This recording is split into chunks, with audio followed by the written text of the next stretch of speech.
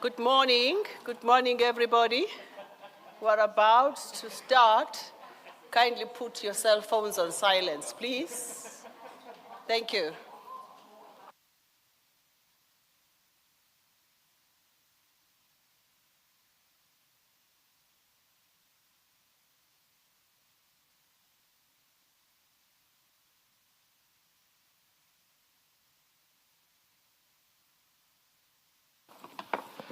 Good morning, Mr. Shaskelson. Morning, Chair. Good morning, Deputy Chief. Good morning, Commissioner. Yes, Mr. Shaskelson. And which files should we have close by? I think still 3 and 4. Thank you.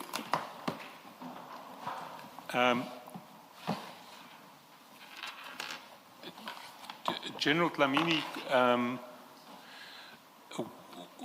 we sent you, we provided this morning copies of cell phone records for you.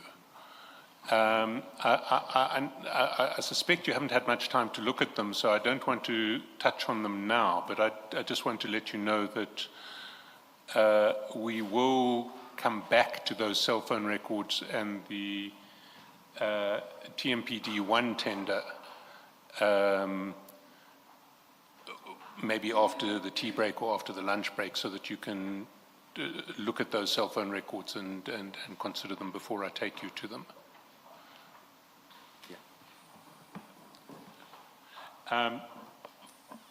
For now, I want to go to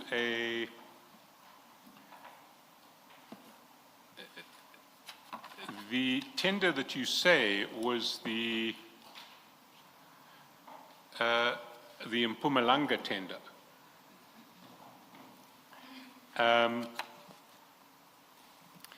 And to take you to page 449 of file 4.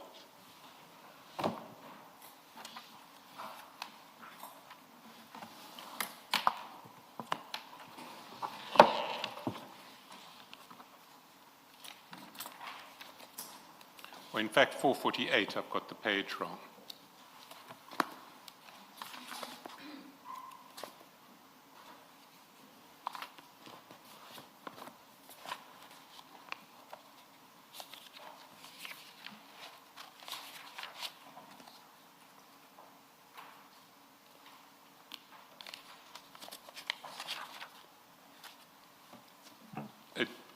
Do you have it? Yes, I see.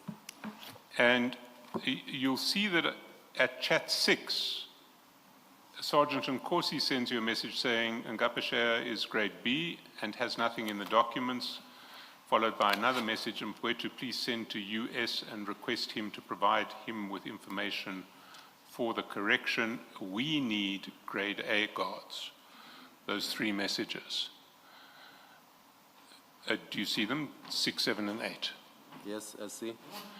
And did you understand those messages to be messages that Sergeant Nkosi was forwarding from the CFO? No, I see. At the time, I did not know. Even the second one, which says Mpwetu, please send to US. At that time, I was not aware that they are coming from the CFO. Okay. What did you understand these, and let's go over the page to 449, where Sergeant Nkosi sends a message, it was sent on Tuesday, let me check now.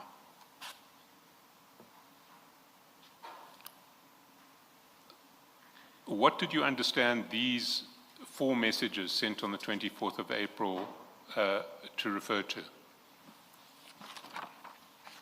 As it was indicated, SC, that Nico was helping them with the tender of Mpumalanga. Much as I forwarded those messages to him, that with those notes from Nico, that when he sent to say it was sent on Tuesday, let me check now, because I sent him to say these are matters that Nico said, they already have them, they dealt with them.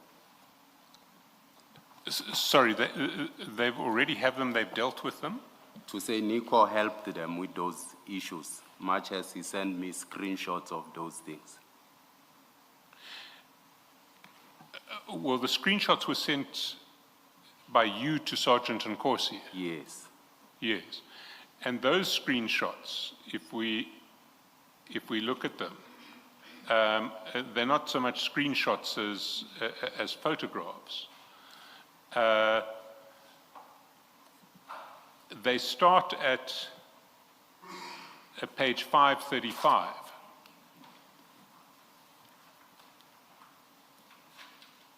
And 535 is a certificate of registration. What is the purpose of sending this to Sergeant Nkosi? I received the information from Nico Matovela saying he has this in his desk. He has been dealing with these matters. Which Nkosi said I must check with him. And what was Nico doing? He was busy with the tender that was indicated to say it's the tender from Mpumalanga. But if we go back to 449, we see Sergeant Nkosi is sending you messages requesting information for the correction. Mfowethu, please send to US and request to provide him with information for the correction. What is going on here? Why are you sending these documents to Sergeant Nkosi? As I indicated, SC, to say I received this information from Sergeant Nkosi to say, I need to check it. Then I checked with Nico Matovela, who forwarded me this, photo screenshot to show me that he has this document in his, desk, and these are matters that, he has dealt with. So I sent it to Sergeant Nkosi to show him. But if we go down to 537, for instance, you'll see that there is a list of 6 problems on 537 and another list of 6 more on 538. It says, SIRA, company not certified. 2, grade B director.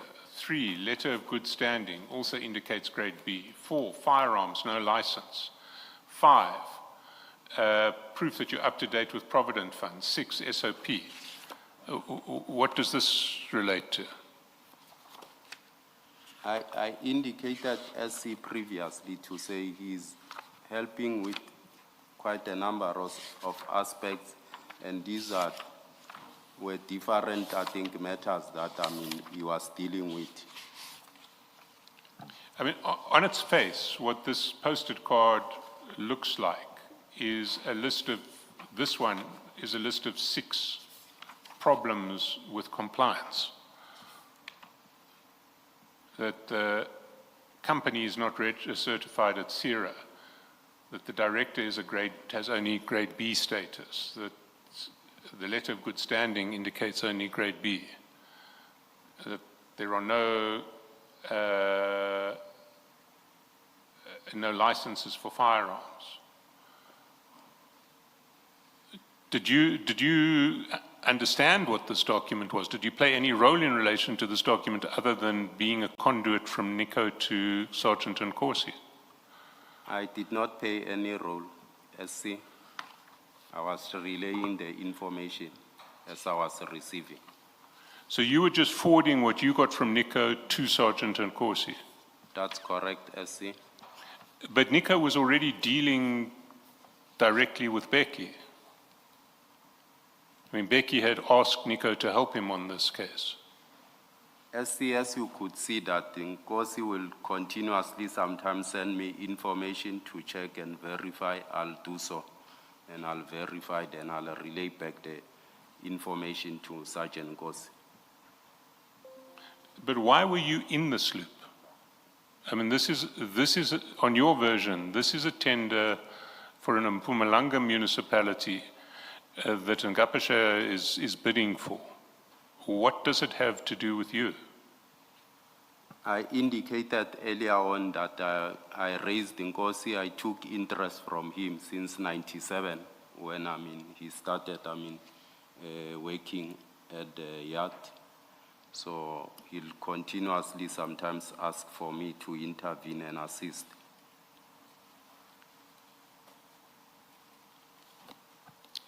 But he and his brother have a series of pending bids before the city at this point that you're aware of. In TMPD 1 and TMPD 3, they have Ngapashe as a bidder. I'm aware about it, SC. Did you not think it was inappropriate for you to be assisting Ngapashe in another bid?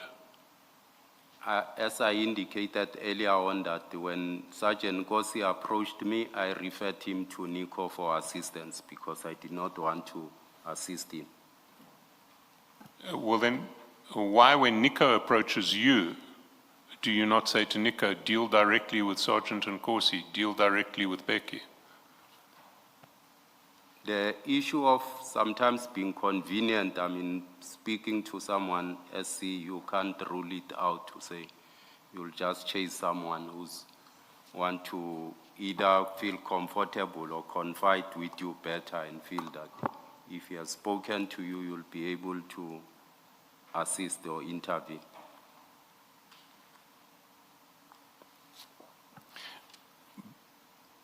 But do you not see it as inappropriate for you to be assisting Ngapashe in tenders at the same time as they are bidding for tenders from the city? I did not personally assist it, SC. I have the capacity and the skills to do so, but I did not at this stage. Yes, but you're acting as the conduit between Ngapashe and Nico. I'm not a conduit. I indicated that I had a relationship with Sergeant Nkosi that backdates, some years back. Yes, but you are factually acting as a conduit between Sergeant Nkosi or Ngapashe and Nico. When Sergeant Nkosi wants Nico to do something in relation to Ngapashe, he asks you. When Nico wants documents to go back to Sergeant Nkosi and Becky, he gives them to you. I don't agree, SC. Well, What do you understand by conduit, Deputy Chief? A conduit, Commissioner, it's like a three-way of communication, of which I'm not. I have a personal relationship with Sergeant Nkosi that I indicated. That does not focus on conduit. There may be a three-way communication, but without any one of the three people being a conduit. So you've not answered the question. What do you understand a conduit to be? Much as I'm indicating, Commissioner, that a conduit is like, someone who act between two people.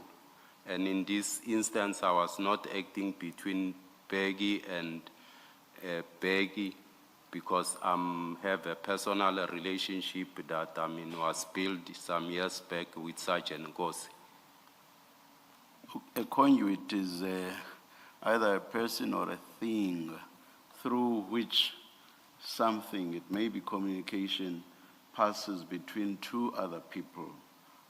Without that person, the one through whom the information or whatever else passes, being personally involved in what is happening between the two destinations. It just passes through.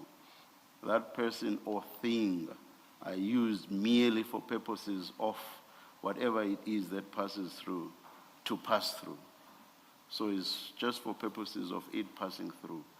In this communication or in what was happening here, according to what you say, you were exactly that, a conduit.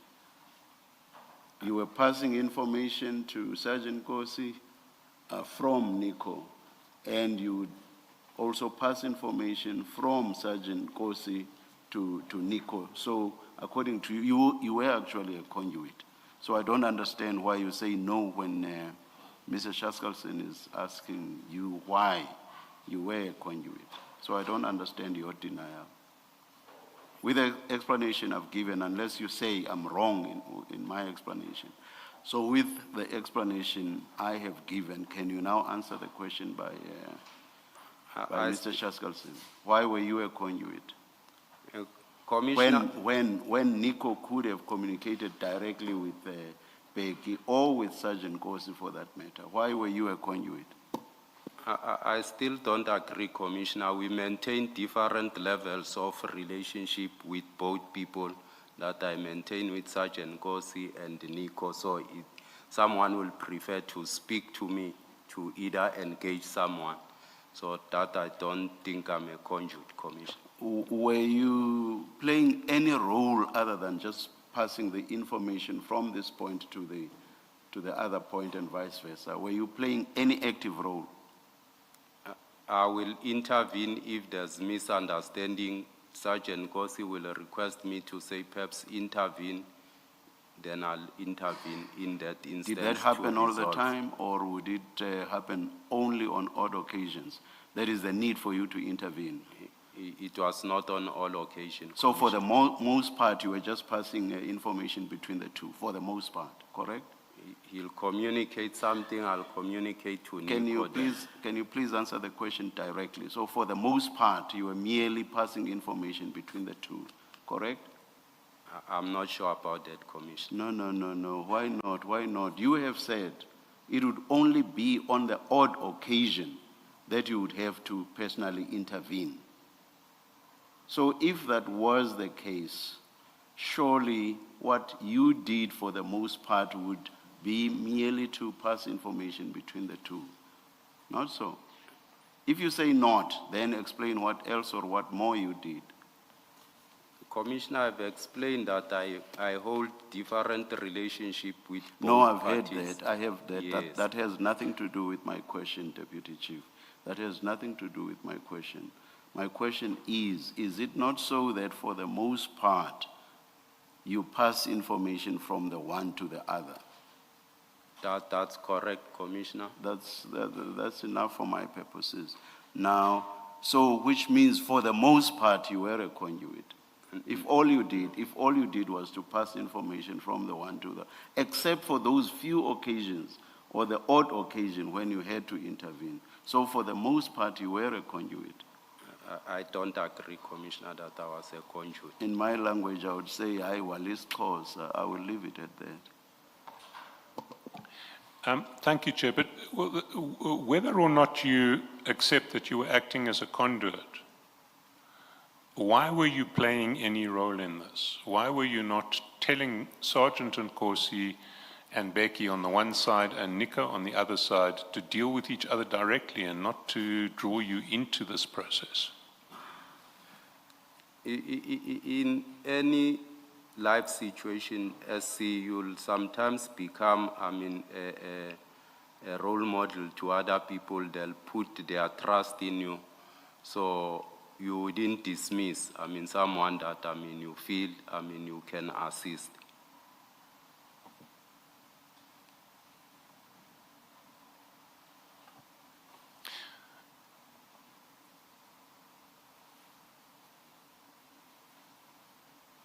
So you are assisting Ngapashaya because Sergeant Nkosi is your role, that you are Sergeant Nkosi's role model. Is that your answer? You don't want to disappoint him because you're his role model. I'm not assisting Ngapashaya. I've referred Sergeant Nkosi to Nico Matovela to assist him. Yes, but you're keeping yourself in the picture. You're not, you've referred them to Nico months ago, and you're still being the person who passes Nico's messages to Ngapashaya and who passes Sergeant Nkosi's messages to Nico. You're staying involved. Why are you staying involved? Much as I indicated, I have a relationship with Sergeant Kosi. I nurtured him and I'll take interest in helping him. How are you helping him in this regard if you're not helping Ngapashea? I'm not helping Ngapashea as I indicated. I could have assisted Ngapashea with the skills and the capacity that I have, but I chose to refer them to Nico Matovela to assist them.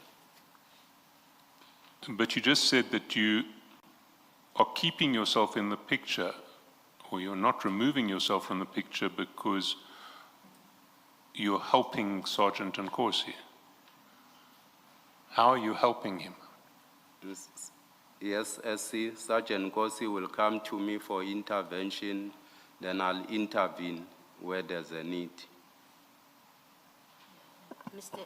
Dlamini, the question is, you say you were helping Sergeant Nkosi. The question is, in this tender, how are you helping him? What is it that you are doing that is to help Sergeant Nkosi? Commissioner, I indicated initially in my statement that I referred Sergeant Kosi. When he came to me, I refused because he wanted me to assist Peggy direct. I said I can't. I referred him to Nico Matovela for assistance. And sometimes they will have that misunderstanding where Sergeant Kosi will come to me and request intervention, or Nico will say, pass this information to Sergeant Kosi. That's what I will do. Yeah, well, maybe for now, let's limit it to these documents and this information that you are passing on to Sergeant Nkosi. Let's limit it to that. How is that to help Sergeant Nkosi? It's Ngapeshea tender. You say in Mpumalanga, it's Ngapeshea. When you are sharing this information that you are passing on from Nico to Sergeant Nkosi in relation to a Ngapeshea tender, how is that to help Sergeant Nkosi? He inquired, Commissioner, I gave him information to say, Nico indicate to say this document, he had them in his desk and he is addressing them because Sergeant Nkosi, raised that matter of, documents that, they need to be completed. Yes, Mr. Chaskason. Deputy Chief, before we leave this topic, I just want to take you to a document which supports your argument that this tender did not relate to TMPD-1. It was not TMPD-1. It's the document on page 536.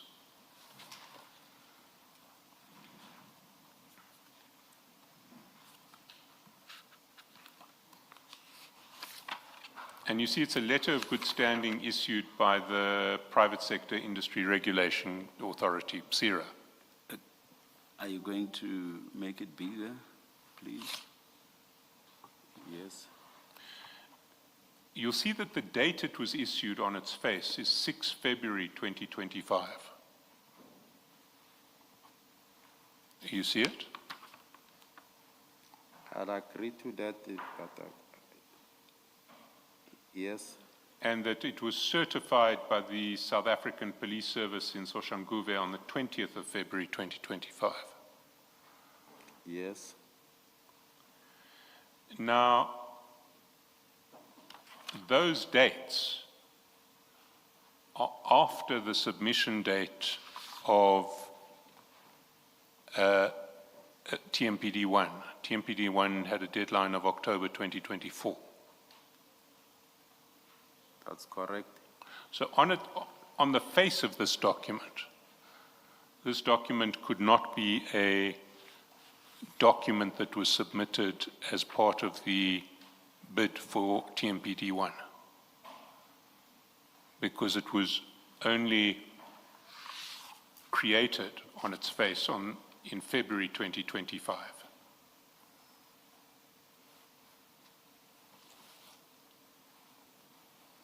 You see that? I see that, I see. So I'm putting that document to you because it does support your evidence that these documents that you were exchanging between, or that you're passing from Nico to Sergeant and Corsi did not relate to TMPD1.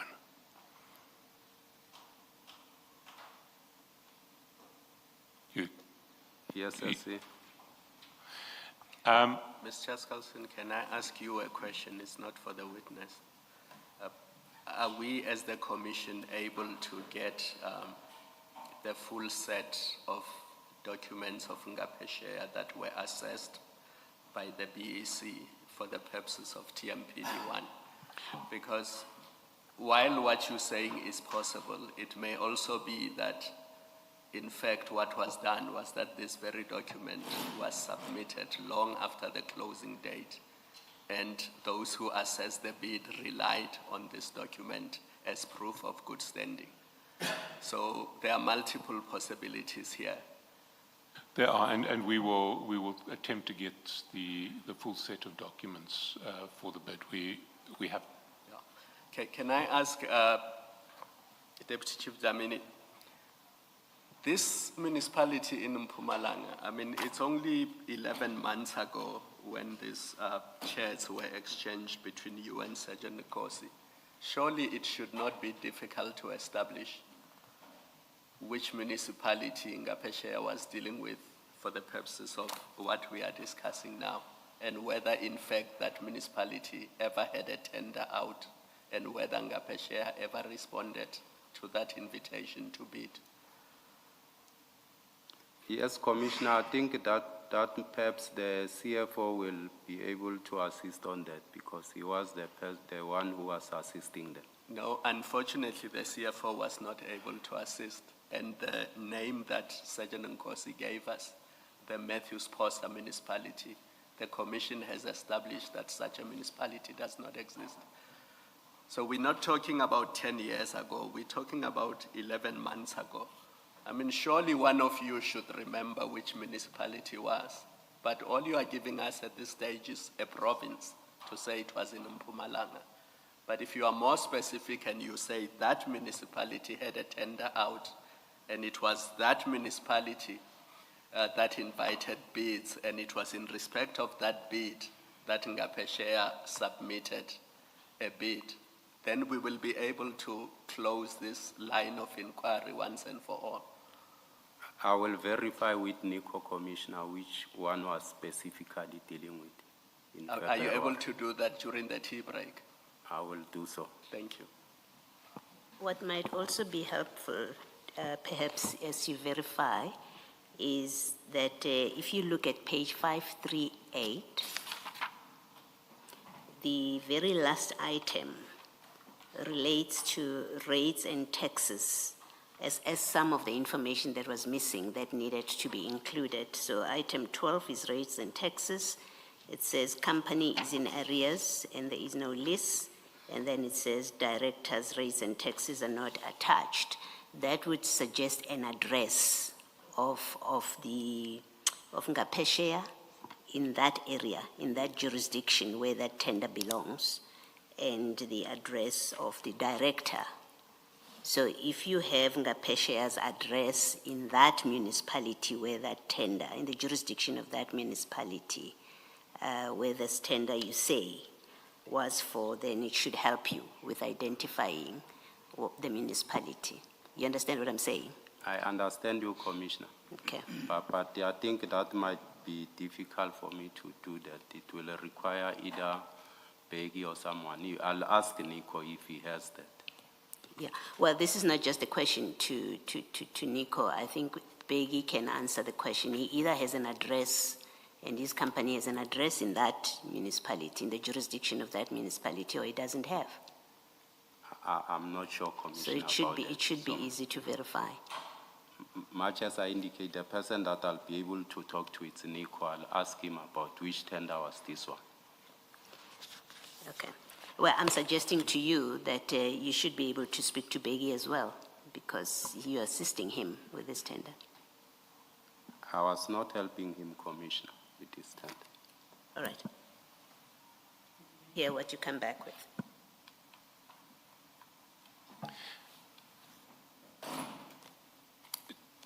can we leave this tender for now and then go to TMPD 3?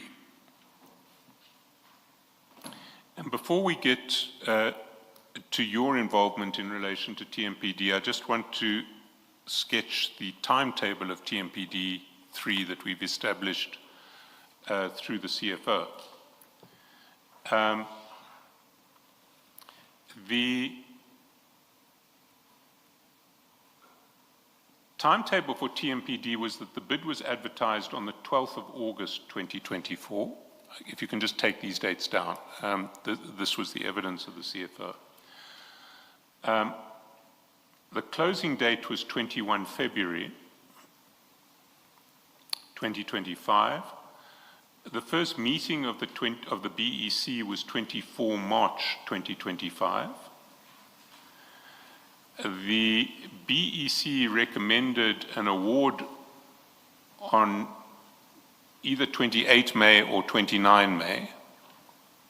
The minute of the meeting recommending the award is dated 28 May.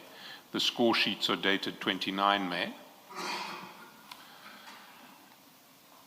The BAC resolved to cancel the tender on 23 October.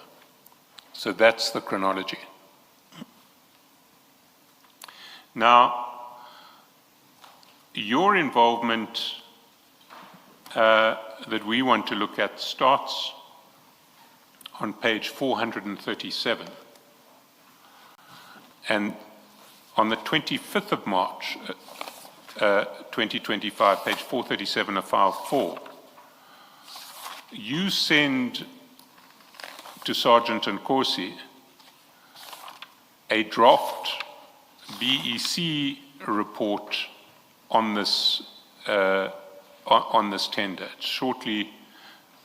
It's 25 March, and it runs from page 437 all the way down to page 439. And the document that you sent is actually attached as an annexure from page 511. And it may be, well, it runs from page 511 all the way through to page 524. Why did you send that document to Sergeant Nkosi on 25 March? Sergeant Nkosi requested me to send him, a list of companies on that day, and I requested my office to download it for me on the web. Unfortunately, the website was off for the city of Tshwane. Then they requested from supply chain management if they have a list of bidders. Then they were also told that the website is still off. Then they provided them with this draft admin report. It's not a BEC report, SC. It's a draft report that they are preparing, a closeout report that they usually put on the website. So it's not a BEC report. Well, you say it is a closeout report that they normally put on the website. That's correct, SC. What they normally put on the website, and you've attached that in your additional documents, is the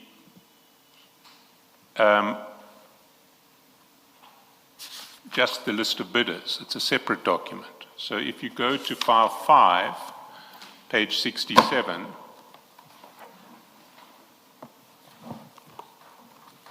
you'll see the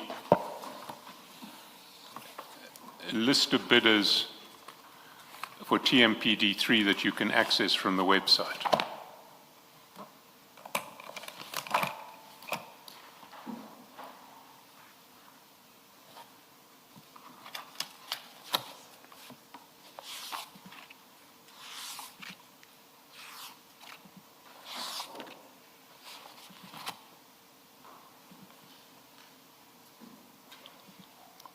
And your evidence on Friday was that is the document that you will get if you go onto the website and click the tab that says tender bid register. And that screen you've attached as one of your additional documents on page 36 of file 5. That's correct, SC. So the document that you sent is not the tender bid register that everyone has access to. It's a draft administrative report that the public doesn't have access to. SC, when documents get received, what it's prepared by the admin, it's what you see on from page 67 that I've attached to show, to say it's up to page, the last page of this document up to page 88. And this was already on the web. The website was off when they've already loaded this document on the web. If you can check, the tender closed on the 12th of August, as you indicated. This was already out there on the web when I forwarded it to Sergeant Kosi in March. The challenge was that the website was off. Then my office requested SCM, they gave them this draft admin report. It's what they are using to prepare the close-out report before they can load it on the system. So it's not a BEC report. Okay, let's call it the draft administrative report. Yes. Who prepares it? SCM, there's admin. When tender closed, there's admin staff that do that, which they hand it together with all the documents to the BEC for them to commence their work. They need a close-out report of all the bidders that have bid together with the tender document. So it's a report that's prepared for the BEC. Correct. And what this is a draft of a report that is being prepared for the BEC. They were preparing a closed-out report, so much as they made draft admin reports before they complete it to be this closed-out report that goes on the website. No, the closeout report doesn't go on the website. What goes on the website is the document that we see at 67? page 67? Not that. at page 67, which is accessed from from the link at page 36, the tender bid register. It is the close-out report. No, the documents are different. If you look at the document at page 67, it is just a list of bidders and prices. Yes. Go. You can continue, sorry. So if you go to the end of the document at page 67, you will see that it ends with the last bidder.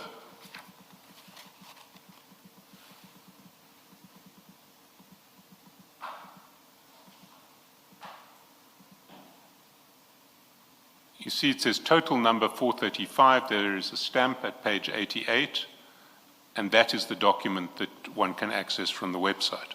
Yes.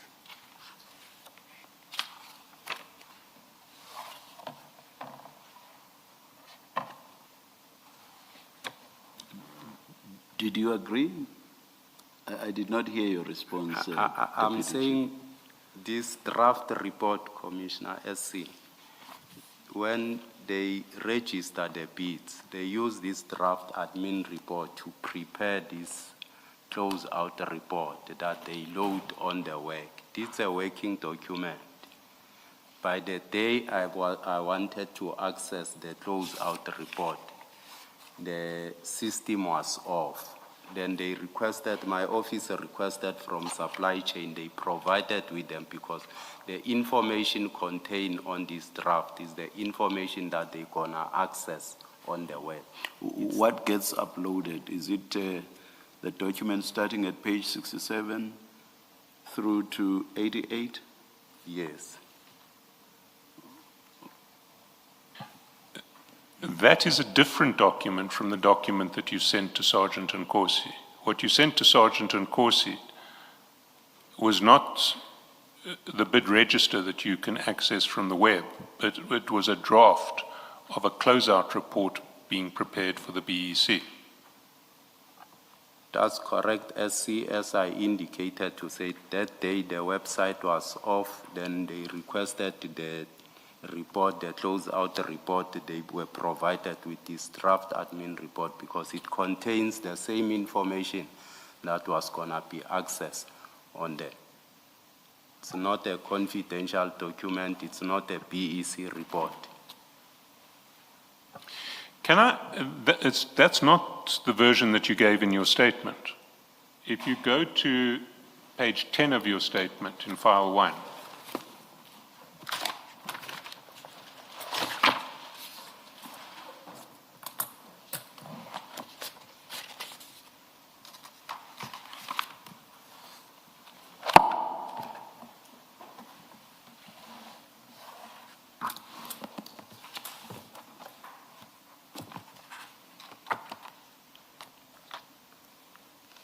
do you have it? Yes, SC. There you'll see in paragraph 50, you say in response to a question, the reason or purpose of your discussions of procurement matters with Sergeant Nkosi, you say, Sergeant Nkosi requested assistance with lists of bidders. We did not have any discussions on procurement matters. I have shared the 2 documents with him, which are administrative records brackets closing reports relating to bids and their pricing, which are available public documents. So what you said in your answer was that the document that you sent to him was an available public document. But it's not an available public document. It's a document that you managed to source from procurement. Correct, SC, but the information that it's contained in that document, it's available in the web. The challenge, we could not access the website on that day. So the same information that it's in the draft admin report, it's what was in the website. And let's go again on page 11, paragraph 56. You repeat the earlier explanation. I haven't discussed matters relating to procurement of the city of Tshwane with Sergeant Nkosi. I merely provided him with administrative documents as he requested. See paragraph 50. The said materials are public documents. Now that's not true, is it? They're not public documents, what you gave to Sergeant Nkosi. They are SC. It's just the format of that one that was provided is that, I mean, they knew that it's already in the system. We could not access the system on that particular day. So it doesn't change the content of that information. Deputy Chief, the document at 511, in so many words, says draft. You see that? I see that. 511 of file, you do see it. Surely a draft is meant to be a final document at some stage, correct? Correct, Commissioner. And whilst it is a draft, surely it's a document that is still being worked on within the metro, correct? Correct, Commissioner. So if at any stage it is to be public, it will only be public once it's final, correct? It's correct, Commissioner. Thank you. Can I just ask a question? Please explained it. explain, and then I will Yes. ask my question. To say, I mean, on the 25th of March, Commissioner indicated to say, this document was already loaded on the 16th. It closed on the 12th of August, this tender. It was already available in the system. The issue was access to the system when they provided this document to say the information that it's contained, when they prepared this, they have this draft, but the information contained will be there on the system, What do you mean by system? the website. So a draft was on the website. No, the final one was already loaded No, on I've the been website. engaging you on the draft and not on a final document, from beginning to end. I was engaging you on the draft and whether a draft would be made public, and you said not. And you said what would be made final would be the final document if it were meant to go public at all. Deputy Chief, if Sergeant Nkosi had called the SCM office and asked for this draft report, would they have given it to him? I believe so, Commissioner. From the first day when the tender closed, if you request this information of bidders, if it's readily available, they'll provide it to you. No, I'm not asking about the list of bidders. I'm asking about the draft administration report. If Sergeant Nkosi had asked SCM for the draft administration report, would they have given it to him? Commissioner, he was gonna ask for a list of bidders, and yes, That's exactly my point. I believe they could have provided him with, because it was already loaded on the website, the tenderers were already there, their pricing and everything. So they would have given him a document that includes paragraphs 2, 3, and 4 that you see on page 524. They would have given him that information. So ignore paragraph 1 because that's the list of bidders. And we know that it's 435 of them. If you go to page 524,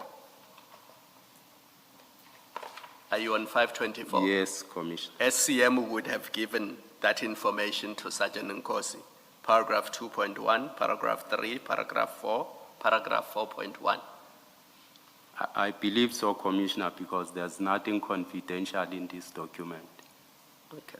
Remember, it was said I shared confidential document with Sergeant Nkosi, and I wanted to indicate that there was nothing confidential that I shared with Sergeant Nkosi. Thank you. Deputy Commissioner, perhaps forget for now the confidential part of this information. The question that is being put to you is whether this document that we see at page 511, not forget the information, this document, because you sent this document to Sergeant Nkosi, was this document that starts at page 511 on the website and therefore accessible to the public as it is on the day that you sent it to Sergeant Nkosi? Was this publicly available document?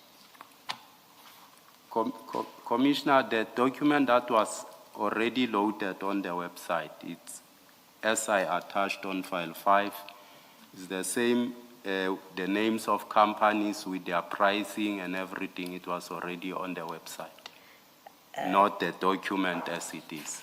So the document that starts at 511 was not available on the website, was not available to the public. It wasn't on the website available to the public, the document that starts at 511. Correct, Commissioner. Thank you. So just one last one, I'm sorry, Mr. Shaskarsan. Something related to what Commissioner Kumalo asked you. You seem, on my understanding, you seem to equate this document starting at 511 with just a list of bidders. Do I understand you correctly? Correct, Commissioner. And to you, that's all it is and nothing more. just a list of bidders. Correct, Commissioner. Let me take you where Commissioner Kumalo took you, which is 524. And look at number 4 towards the foot of the page. And the heading there says disqualification due to non-registration on CSD. And it says joint venture CSD. I understand that to be dealing with what entity or entities were disqualified.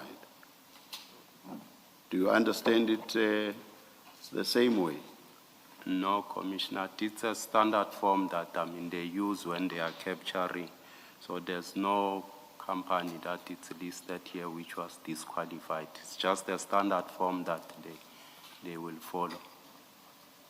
But that document is meant to deal with that, not so. Even if at this stage they may not have written in any entity, but that's what the document is meant to deal with. Yes, a standard form for inputting when they do the evaluation. And the entry just below that, the following 435 bidders were evaluated on pre-compliance. I guess on that as well, you'll say that's just standard form. Yes, Commissioner. But by the time this document is finalized, everything has been entered. There will be some information on there, correct? As soon as the BEC has completed its report or something, they will be able to evaluate. But this way, they have not done anything. All right, thank you. Yes, Mr. Shaskalsi. Now, you say that the document at file 5, page 67, was already on the website. That's correct, SC. So if you wanted to give that document to Sergeant Nkosi, you could have got that document from supply chain management, could you not? The website was off, SC. Yes, but the website uploads documents that somebody else has created from within supply chain management. They couldn't get it, SC. They couldn't get it off the website or from the person who had created it? Yes, SC. Which? From the website and from someone who was supposed to assist. Who are you asking for this, for these documents? I requested my office to request. I'm not sure who assisted them in this regard, SC. And what did you ask your office to request? To request for a bidders register. But why did you need to ask your office to request the bid register? Or did you know that the website was down when you asked them to request the bid register? Correct, SC. So you knew the website was down and you asked your office to find the bid register? Correct. Who in your office did you ask? I requested, I think it was, I'm not sure whether it was Itumeleng or it was Dokas who helped in that regard. To find the bid register? Yes. And they reported to you that they couldn't find the bid register? Correct. But that somebody in supply chain management had given them a draft report? Correct. Did they say who had given them the draft report? I never asked that, SC. But you'd asked for a bid register and you got back a draft report? Correct, SC. And you didn't, you thought you would just give Sergeant Nkosi the draft report? Correct, SC. Why was it necessary to give Sergeant Nkosi the draft report? Why couldn't he, like everybody else, wait for the bid register to become available?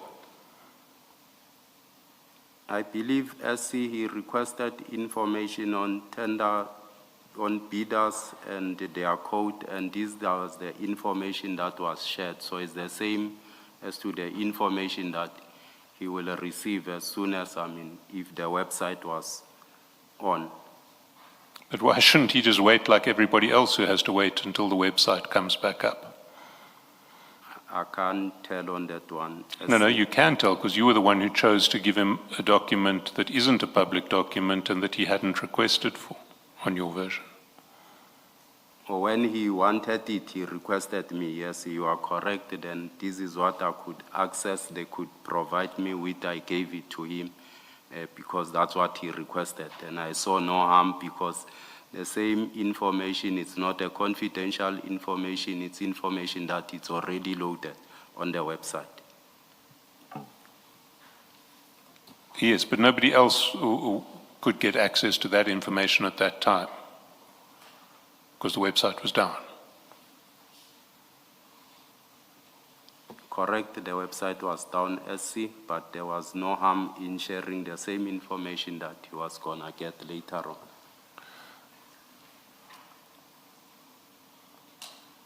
What role did you have to play in this procurement process? Why was it appropriate for Sergeant Nkosi to ask you for lists of bidders? I did not play any role, SC. So any other bidder would have to deal with the procurement office and someone who did play a role in the tender. Beg your pardon? Any other bidder, any one of the other 435, if they wanted this list, would have to ask someone in the procurement officer for the tender register, and they would be told, the website is down, we can't find it, you'll have to wait. I'm not sure about it, SC. But Sergeant Nkosi had lied to you, and you had lied to the tender, to the procurement department to get the draft report. Is that not how it happened? That's what transpired, but it's not like he was getting any favor, SC. Well, he was getting a favor. He was getting information that nobody else could get. Nobody else could get the draft report. They had to wait until the website came back up and they could get a register of tenders. I'm not sure who else could have asked the information. I believe they're gonna provide it to him, SC. What did you tell the procurement office in relation to your request for this information? As I indicated, I requested my office to get it for me. To get what? The bid register. Yes, but that wasn't your version. Sorry. They asked for the bid register. Did they say why they needed the bid register? I'm not sure what did they tell them. Why did they want the bid register? But why would your office be looking for bid registers from procurement? What role does your office have to deal with bids and to be looking for bid registers? It's because I requested them to ask it, and it's a public document, SC. Deputy Commissioner, the tender, when it is advertised, it has a reference. It gives a name of a contact person. Now, you have told us that in respect of TMPD 1, you couldn't assist Sergeant Nkosi. You referred him to Nico. Why did you not refer him to the person at SCM, who is the contact person for this bid? Commissioner, he requested me to assist Peggy with compiling a tender document. I could not do that. Yes, now he's asking you to give him information about bidders.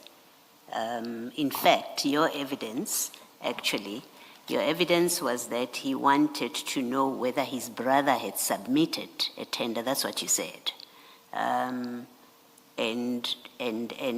if he asked you that question and then you went and got the register or the document that we've discussed earlier, my question is why you are not involved in SCM, your office is not involved in SCM.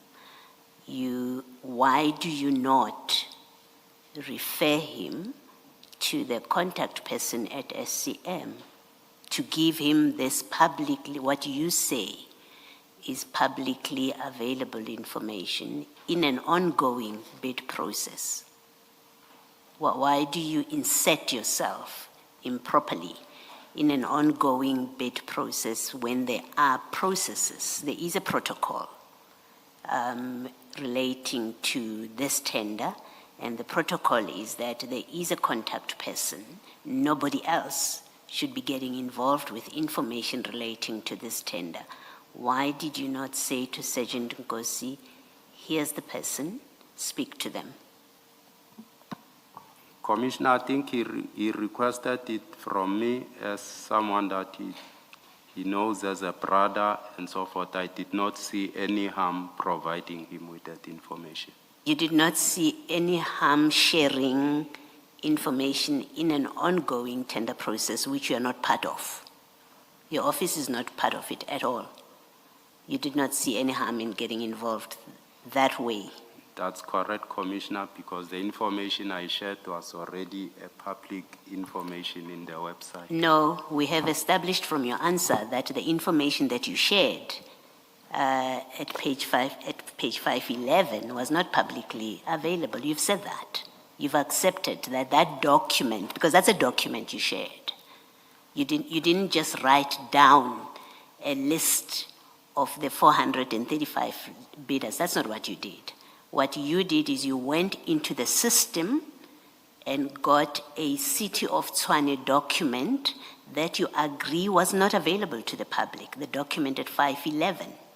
It wasn't available to the public, and you shared that with him. So please do not repeat that that document at 511 was available to the public. It wasn't. You've settled that in your earlier answer. You go into the system, you pull out an internal document that is at 511, which contains information in an ongoing tender process, which you personally and your office are not part of. When there is a person who's in charge of that information that you could have referred Sergeant Nkosi to get that information, and the question is, why did you not do that? I know he asked you, so the answer cannot be because he asked me to help him. We know that's what he did. I'm asking a different question to you. Why did you not direct him to the person designated for that purpose when he asked you to help him? Commissioner, I think we indicated to say Sergeant Nkosi is like a brother to me, and I took interest on him. Okay, I have to stop you. I have to stop you. You've said that repeatedly. It doesn't answer my question, so please don't repeat it, and I'll hand back to Mr. Chaskalson. Thank you.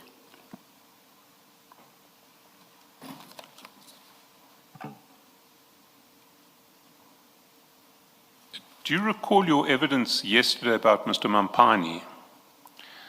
That he is... On Friday. Sorry, on Friday. That Mr. Mampani is a taxi industry businessman, and that he is the son of a Mr. Mampani with whom your late brothers worked. Correct. Now, the evidence of Sergeant Nkosi was that on 30 April, that's a month, just over a month after he got this report, this draft report from you, he forwarded it to Mr. Mampani. Were you aware of this? I was not aware of it. And Mr. Mampani's response to receiving this draft list from him was, Buti, please let him say no to that appointment. Buti, please let him say no to that appointment. Did Sergeant Nkosi ever talk to you about TMPD3 again? No, has he? Did that not strike you as strange? No. He'd asked you for a list of bidders. Had he not? It was not strange, SC. Why was it not strange? He talked to you extensively in relation to TMPD 1. He never spoke to me about it, and I don't see it as being strange. And as I indicated earlier on, even on TMPD 1, I was just assisting him. He never spoke to me. No, you did speak to him in relation to TMPD 1. You exchanged many texts and you had many voice calls to clarify those texts. And that's what he requested, SC, and I never made a follow-up with him as to what is happening, SC, with that. He requested. But your evidence Same is that applies here. despite the fact that you exchanged many texts in relation to TMPD 1 and calls to clarify those texts, you didn't speak at all in relation to TMPD 3. No. Do you know what happened to TMPD 3? Yes, I know that TMPD 3 was later on cancelled, as the CFO also indicated when he testified. And what is the situation now in relation to the services that ought to have been provided by under TMPD 3? I think it was indicated, SC, that there is an extension that was granted for the current service providers. And those current service providers are the providers who are appointed to the tender, which I think is tender 1 of 2016-2017. Is that correct? Not sure if it's 2016 or what. It's certainly from the previous decade, is it not, the tender? It's from the 2010s, it's not from the 2020s. No, I think it's from the 2020s. No, it's definitely from the 2010s, the tender. Mr. Skalson, I think the confusion here is there was that 2021 court order. Yes, And those service providers were appointed on a court pursuant to that court order. And that's where I think the misalignment between you and the deputy chief is. Yes, but the tender itself, pursuant to which they were appointed, is a tender from the previous decade. Not decade, Commissioner, SC. Sorry, I didn't hear that answer. I'm saying it's not decade, SC. No, it is. We've seen the evidence. I don't think so. On what basis do you say you don't think so? As I indicated, either it might be 21-22 financial year because it only ended in February 2025. So Yeah, that was the The 3 appointment years. pursuant to a court order in 2021. they started, yes, either 2022 because the 3-year ended on the 28th of February 2025. But the tender itself, pursuant to which those bidders were appointed, was a tender from the previous decade. It was 2016-17, I think.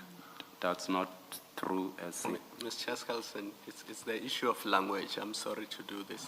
When it was originally advertised, it was 2016, 2017. When it was eventually awarded, it was pursuant to the court order sometime in 2021. that's when And then they started in 2022 for 3 years ending in 2025. correct. But you're talking about the same tender. Your start point is the court order. Mr. Chaskalson's start point is when it was first advertised. But they were not working at that time. Yes, Yes. because they only started working after they were appointed pursuant to the court order. And they were issued those letters that said, because of the court order, all 22 of you will be appointed. From 2022. Yes, Yes. but it was advertised for the first time, 2016, 2017. I'll verify that it might be correct that it was advertised prior. You can assume from our side that it was advertised in 2016, 2017. What would flow from that is that the specifications that were requested were specifications that were drawn up at the very latest in 2016. You accept that? If the tender was advertised in 2016-17, the specifications couldn't have been drawn up before, after 2016. That's correct, SC. Now, have the specifications for these sorts of services remained constant? Have the city's needs for these sorts of services remained constant over the last 10 years?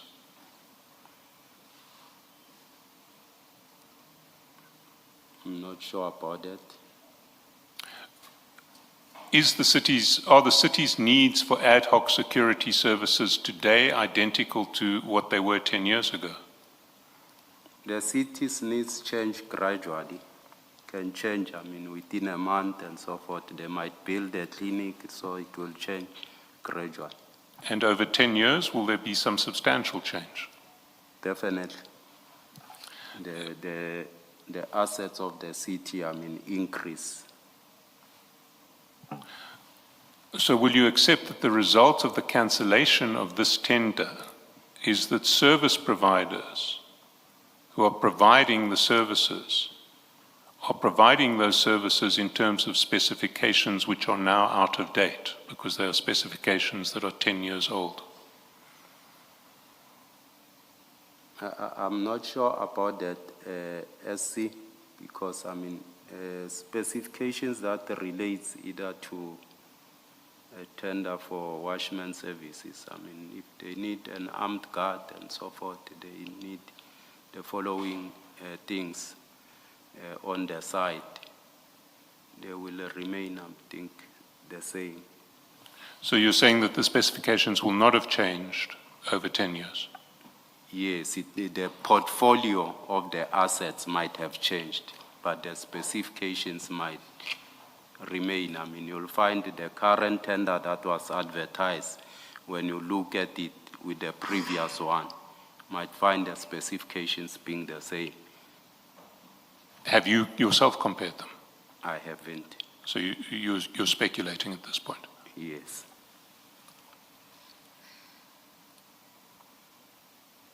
Can we move to a different topic, which is the invoices that were paid on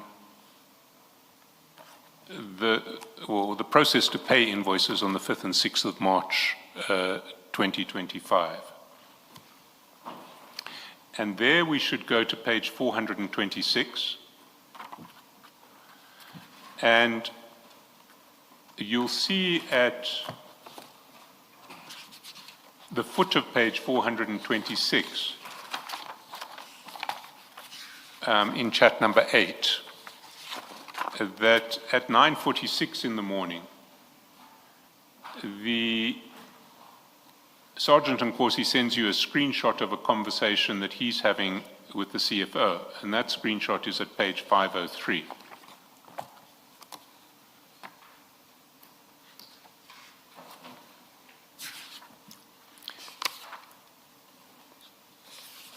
And if you go to the bottom of 503, you'll see that the CFO has asked Sergeant Nkosi, Mpuetu is general winning, and Sergeant Nkosi has responded, morning, my brother, I'm onto him. And that screenshot got sent to you at 10 o'clock that we see in,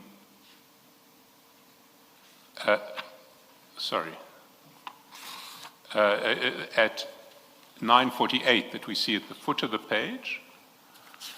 And then at 10 o'clock on page 504, we see a second screenshot that Sergeant Nkosi sends you, which is his response. Morning, my brother, I'm onto him. He confirmed it will be sorted now. He'll give feedback soon before 12 o'clock. And the CFO has responded at 9:55 saying, okay, it's not yet in my system. Your response to both of these screenshots is sharp, Captain. Can you just remind us again what is taking place here?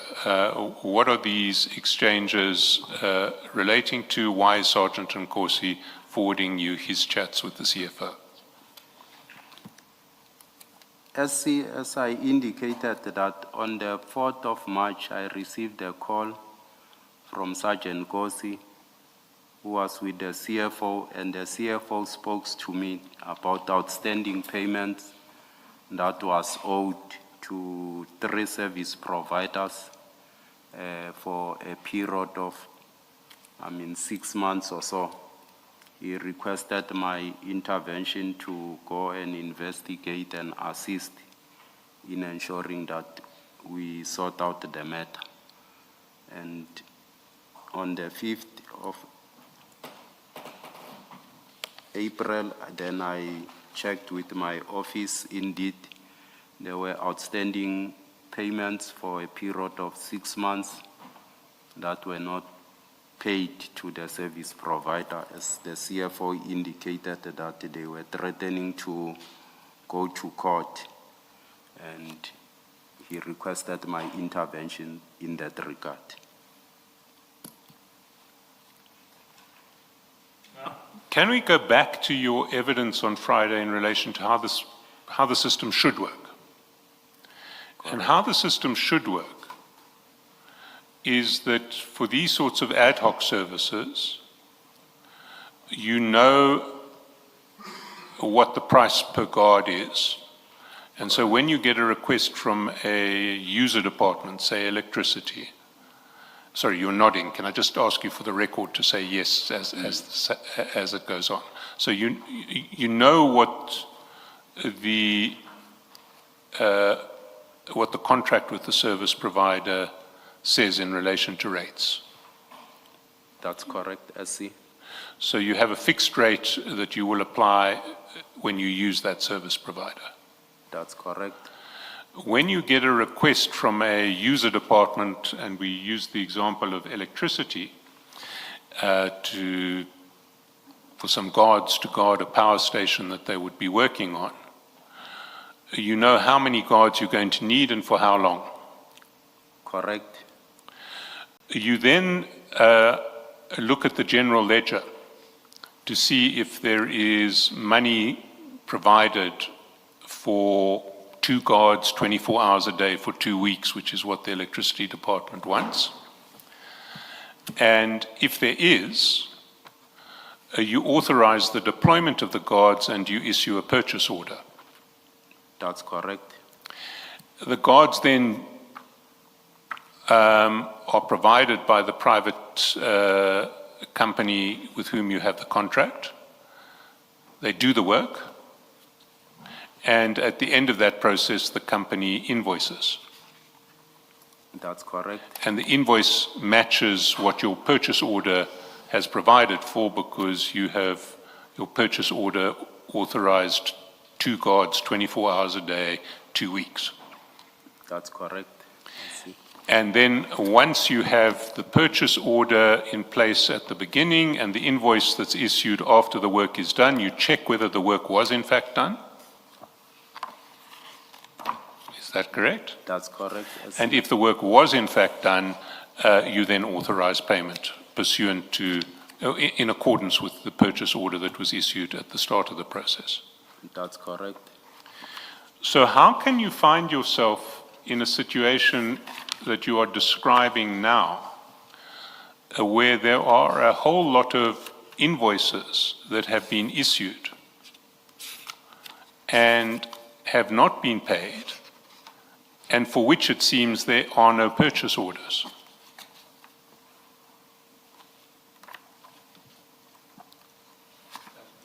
That's a question. How do you find yourself in that situation? I think let me indicate to say, one, as it was indicated here, to say the question of, deployment of guards, it falls precisely under APSS, and by then it was overseen by DC Boleys. One, they allow a service provider to continue providing services for a period of 6 months. DC Boley says it just happened under his nose. there's coaching every quarter with the directors, where you check your budget, your everything. He could not pick it up the first quarter. He could not pick it up the second quarter to say there's expenditure taking place in his department, that it's happening. They go to an extent of certifying services as being rendered for those service providers. They sign off invoices, certify them that services have been rendered, they received an invoice. Bring the invoices to my office for processing for payment. My office engaged with them to say, you were supposed, you know the procedure, that in the first instance, you were supposed to ensure that, one, you liaise with the sister department around the GL, they provide you with a GL, you give us a GL account, we are able to create POs for those services that need to be rendered. Because the department will indicate if it's water and sanitation or it's electricity, they'll indicate to say we need services for a period either of 3 months, we are refurbishing a substation or whatever the case it might be. That's the process that need to have taken place, that I think it was supposed to have been overseen by the director and the deputy chief concerned. They deploy service providers, they allow them to render services for 6 months. Then invoices are not paid. The services are still continuing. They have not terminated them for those months. Then I had to intervene in this instance because, as the CFO indicating that the service providers were contemplating to go to court, and in most instances they get granted and the city's account gets attached. It's not the same incident of such nature that transpire where the service providers will go to court to say due to non-payment they attach the city's account for non-payment. And I had to intervene to say, but services were rendered, they have been certified as such because there's no dispute that services were rendered and companies need to be paid to avoid, the city's account being attached. That's where my intervention came in this instance, to ensure that we pay those outstanding invoices, because the section concerned have certified to say services have been rendered and so forth.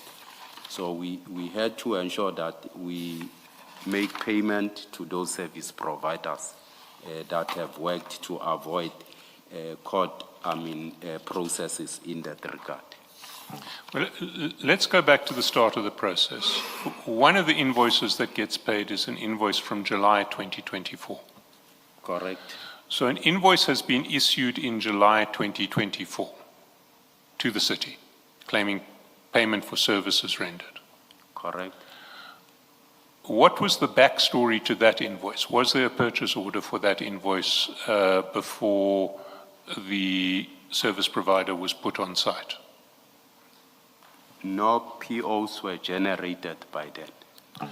So how was it possible for the service provider to be deployed to site without a PO? Who did that? They were deployed within APSS. I think the director there will be able to respond to that, Director Malachi, because he's the one who's overseeing those services. So Director Malachi should not have deployed those service providers to site in July 2024 without first ensuring that there was a purchase order in place. That's correct. An invoice then comes in at the end of the month of July 2024. That invoice presumably goes to your department. Correct. What does your department do? Accounts payable from my section, if services were certified as being done, they need to ensure that, they create the requisitions, request SCM to create POs to ensure that, those invoices get processed. Remember, there's a policy in the city that invoices need to be processed within 30 days. And in this instance, much as I was indicating to say, invoices sit for a period of longer than 6 months without not being attended to. But your department gets an invoice at the end of July 2024 for services which were ostensibly rendered, but in respect of which there is no purchase order. What does it do? Much as I indicated, my section continuously engaged with the section from Director Malachi from the onset when they brought in those invoices to say, please, we need the following. Well, there are two separate issues that I see. One is, were the services asked for and provided? If so, vis-a-vis an outsider, the city probably has to pay. The second issue is, why were city procedures not followed? Why wasn't a purchase order issued in advance of asking these people to provide the services? Let's take the first issue. It's July 2024. You get an invoice for services provided. There's no purchase order. What does your department do to establish whether or not it should pay this invoice? As I indicated, these invoices came to my attention, to the accounts payables attention in February or so, when they were brought to them. But in the ordinary course of events, if Gubis, as service provider to the city, issues an invoice in July 2024, what happens to that invoice? Why does, surely it must come to your department. It goes to APSS. Remember, they must certify that services have been rendered. They must ensure that it's signed off, because we are not monitoring those security services. I'll give you a classical example. If the specifications of a tender says we need 2 armed guards on a site, the company don't post, either they post 1 armed guard, the other guard is not armed. If the tender has got what we call the penalty clause, they should be able to penalize it. So when they bring an invoice, it must come either, with those, penalty clause being, indicated to say they were penalized for it. So much as the section concerned must certify services as rendered, sign it off before it comes to accounts payable. Accounts payable's duty is to ensure that there's an invoice, the invoice is in order, there's an SLA in place for that particular service, the contract, its existence. And purchase orders? And there is also budget in that regard. There's budget and there's a purchase order, or not? Do you have to look for a purchase order? Correct. Remember, purchase orders, as I indicated, we get created each and every beginning of financial year. We look at the budget, we load it, get loaded, we create purchase orders for watchman services for the entire financial year. And you're saying that in respect of these invoices, going back to, in fact, June 2024, but we'll deal with June separately, but let's take the ones from July 2024. The first that those invoices were forwarded to your department, you say, is February 2025. Correct. Who was at fault there? I take the section concern, I think Director Malachi, because he was overseeing these, services. He's supposed to ensure that, on a monthly basis, at finance section, they want to say, before the 10th of every month, all invoices, I mean, there's what we call,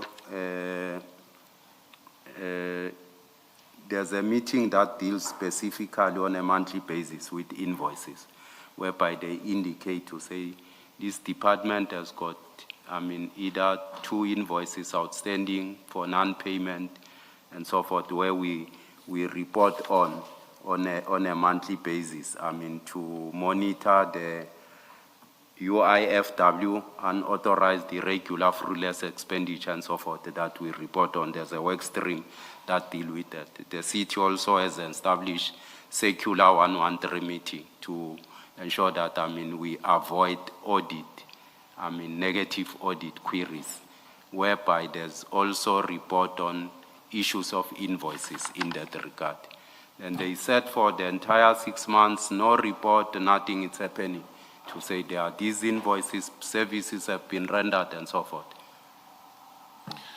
So let's stay with our July 2024 invoice. That invoice should have been forwarded to your department by 10 August 2024, if the system was followed. The latest, before the 10th, we encourage that at least we receive invoices, I mean, or when it's month end, at least the latest, the 5th or so that we are able to accrue every invoice with finance. But instead it was sent to your department more than 6 months overdue, that July 1. Correct. What steps were taken to hold anyone accountable for this? No one was held accountable. It will be the thing of passing the buck, much as I'm indicating to say, I mean, we have monthly, quarterly coaching whereby these matters could have been picked up, dealt with. The risk also that was associated with these invoices. The contract was ending on February. If we could not have secured an extension for that 4 months, it means these invoices were not gonna be paid. People were gonna go to court and we were going to pay them on a court order because there will no longer be a contract to pay those invoices. But hang on a minute. A contract normally ends at a given point. And in the last month of performance of the contract, services are performed. Yes.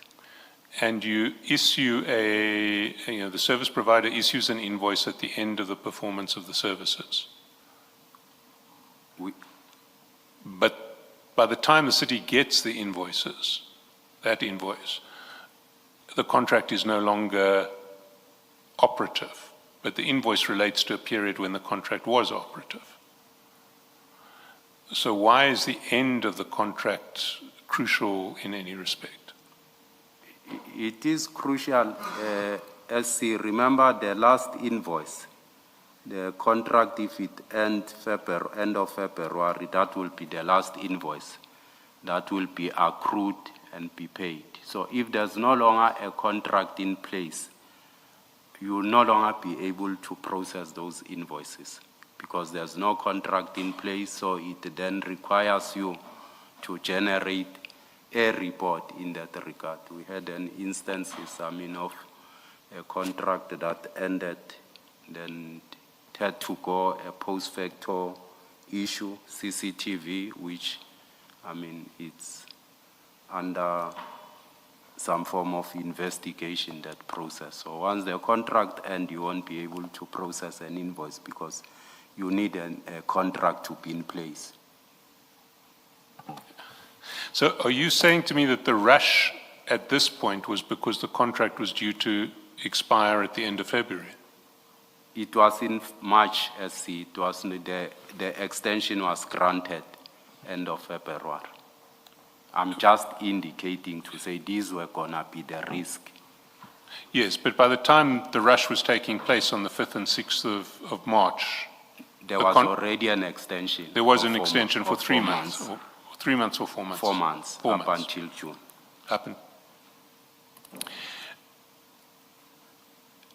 But my earlier question is, if someone is responsible for not following the city's systems and for not paying for not forwarding invoices to your department promptly when the invoices are issued by the service provider, why aren't they held to account?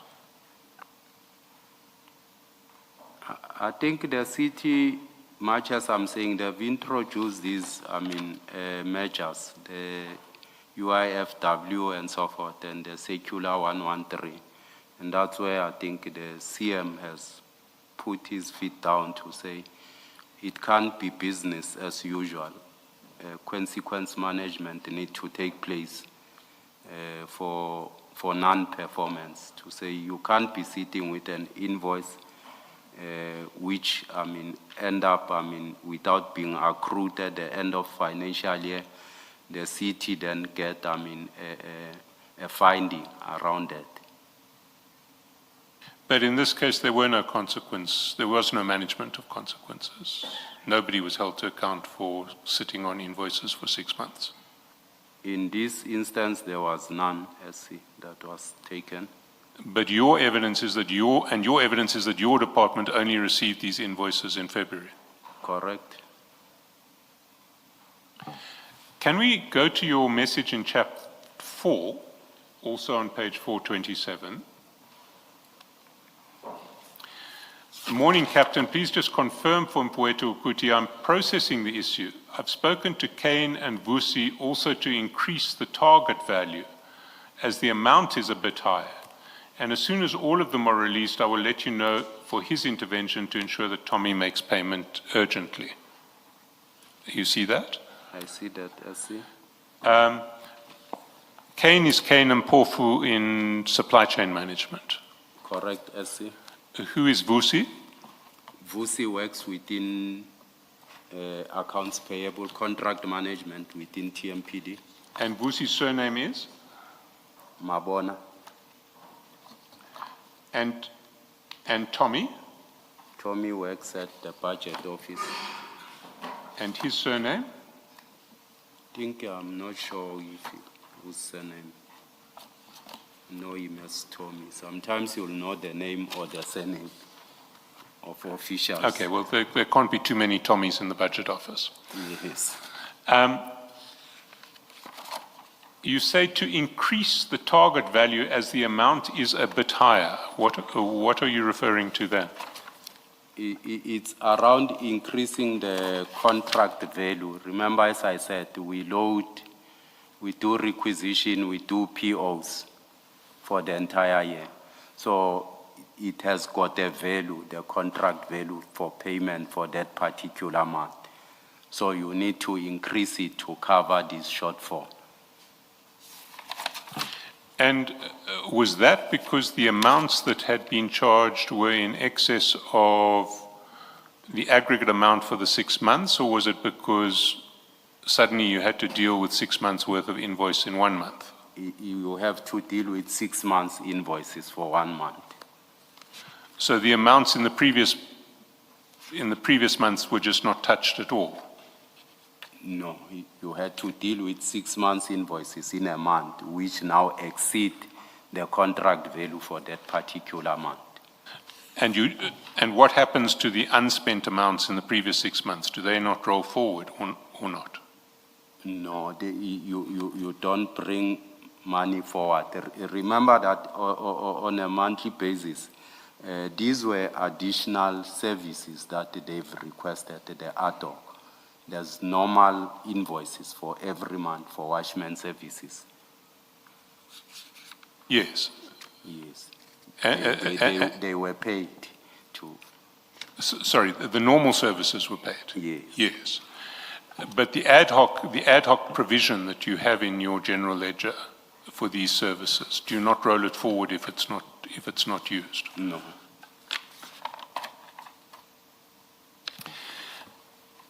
The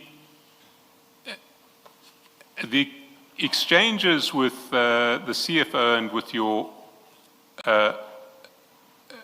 through Sergeant and Corsi continue, and we see them all the way through pages 427 and 428.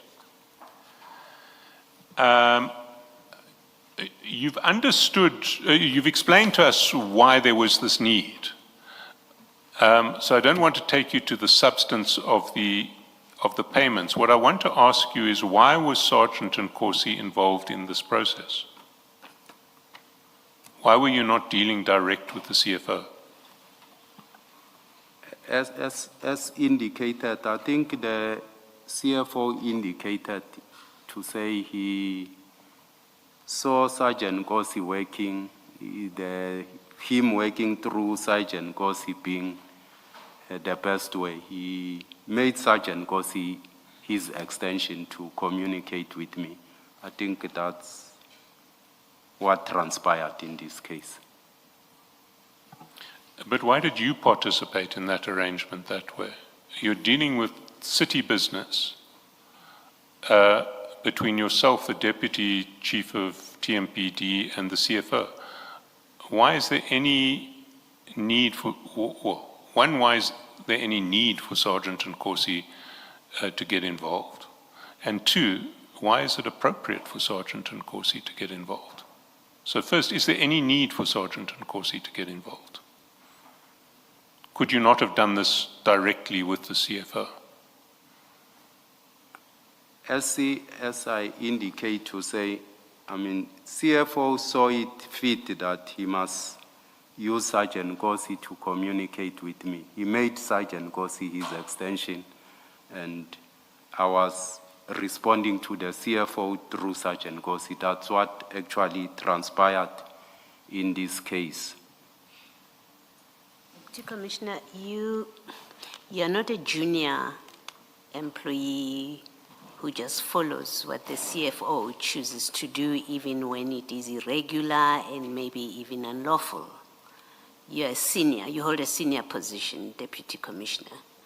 You realize you must have known that, in fact, let me say, you must have known that Sergeant Nkosi has no business being involved in this by the CFO, if he's involved by the CFO. You must have known that. A person at your level of seniority, why did you not choose to deal directly with the CFO when you saw, yes, when he first involved Sergeant Nkosi, you who has the power and status to deal with him directly, why did you not decide to deal with him directly? You're not a junior employee in this picture who is afraid of the CFO unless you tell us that you were afraid to upset the CFO for whatever reason. But I want to assume that you didn't have that kind of problem. You have the authority to deal directly with the CFO. Why did you not give those answers directly to the CFO? Because you are improperly dealing with city affairs through Sergeant Nkosi, and there's no debating that. It's simply improper to involve Sergeant Nkosi in this. You must have known that. Why did you choose to continue anyway? Thanks, Commissioner. I did not choose Commissioner out of my own. I know that if you'll go to, in most instances, if you go to file 1 in page 146, Commissioner, file 146.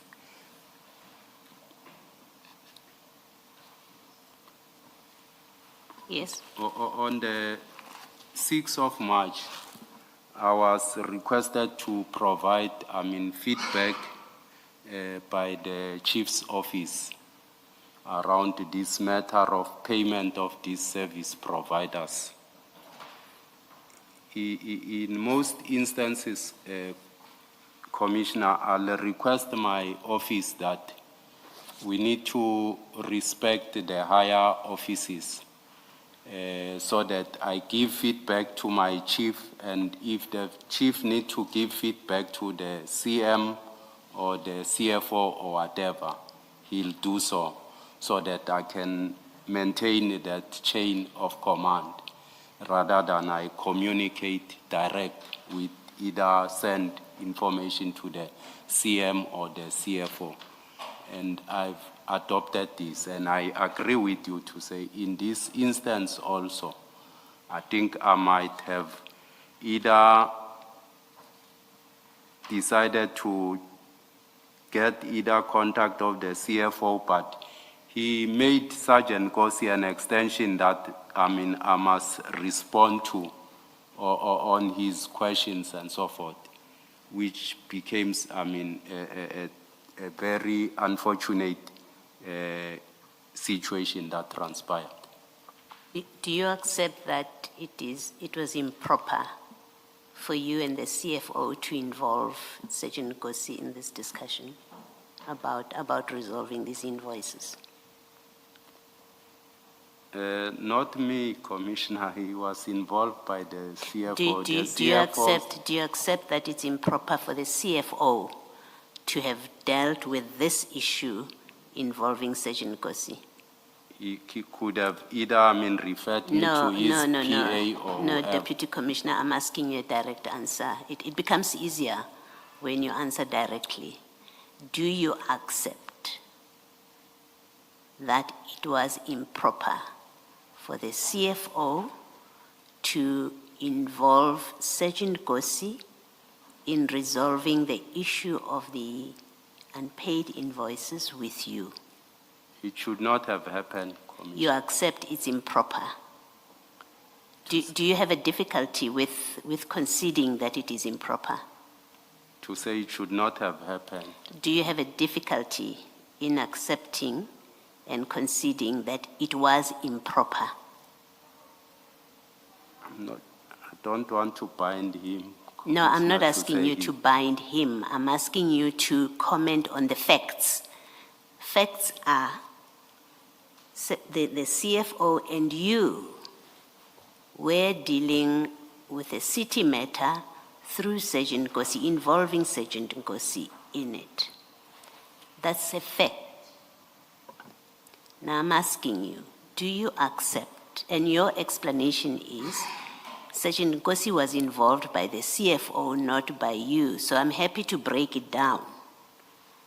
Do you accept that involving Sergeant Kosi, a member of the public, in resolving a payment issue with a service provider, that it was improper for Sergeant Kosi to be involved in this? You can say no. There are only two possible answers. Only two possible answers.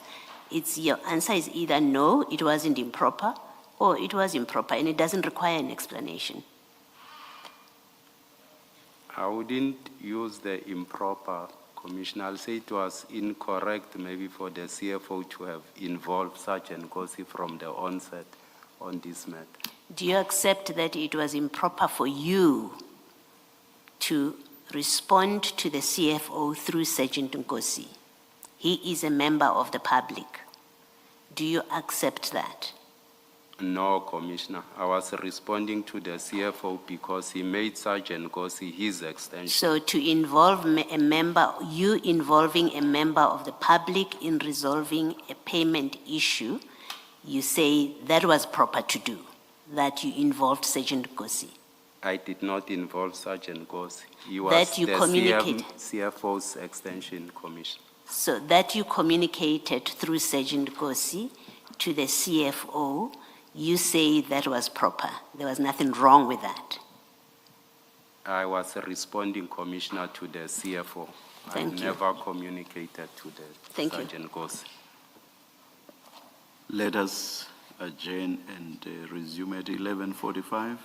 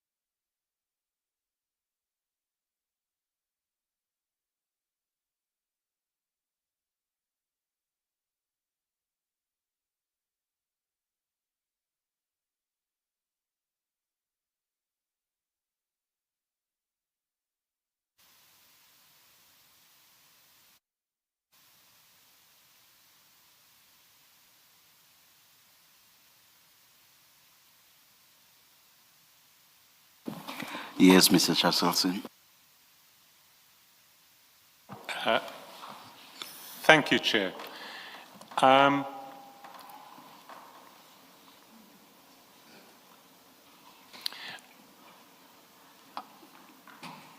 want to pick up on page 435. This is after the events of 5 and 6 March. And there, on the 23rd of March at 8:05 p.m., you send Sergeant Nkosi a message, and you say, "Afternoon, Captain." Sorry, do you have page 435?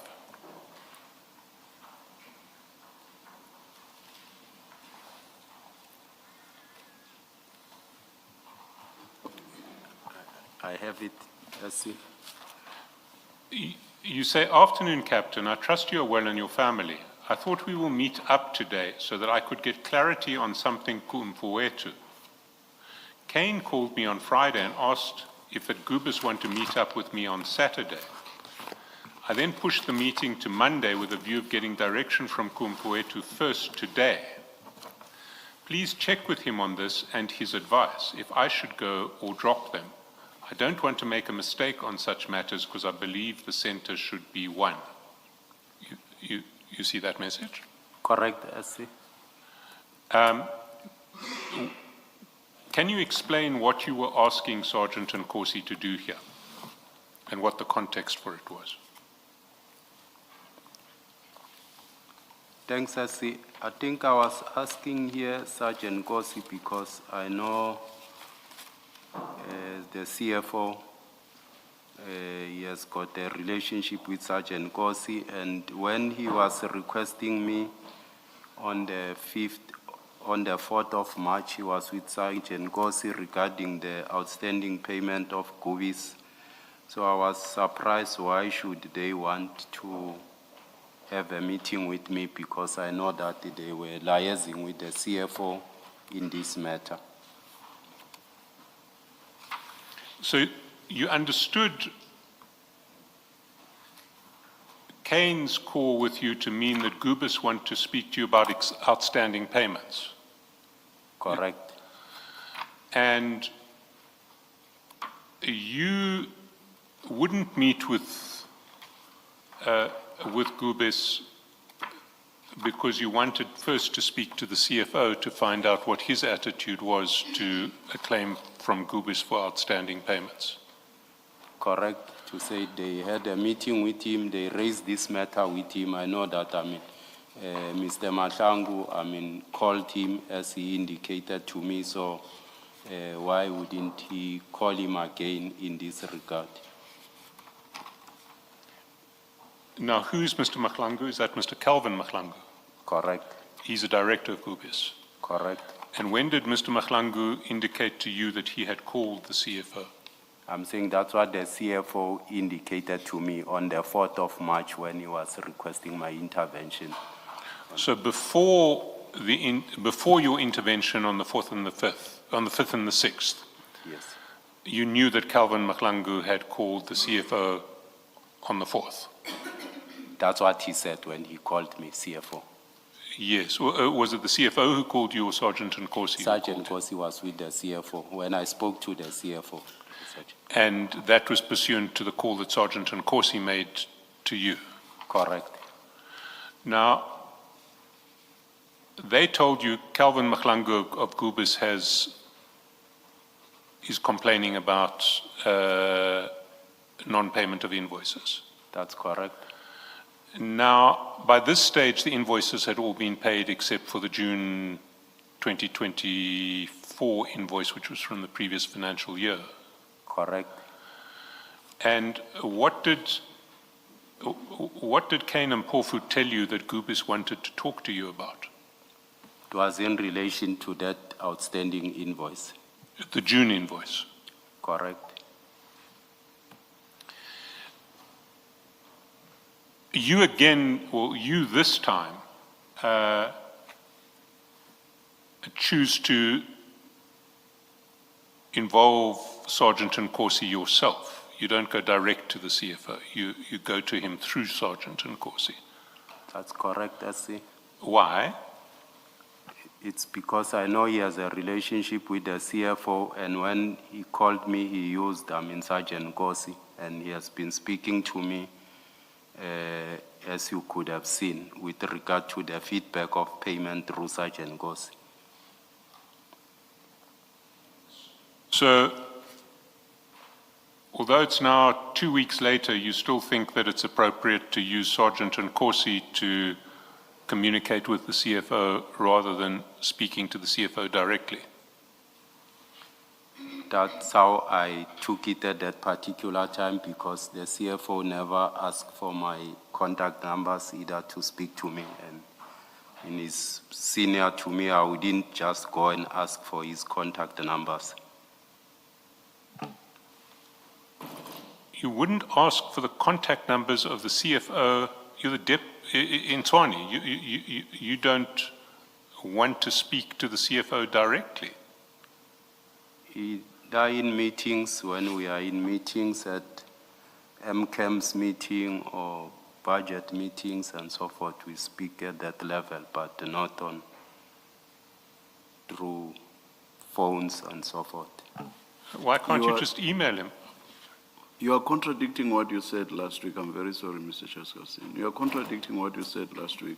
Last week you said you accept that it was a matter of relative ease for you to get the contact details of the CFO. But you chose this Nkosi route to the CFO purely because you found it convenient. That had nothing to do with you not wanting to contact somebody who is senior to you. Do you recall that? I don't recall that. Well, I tell you, that was your testimony. I don't recall that. Yes, Mr. Shaskal.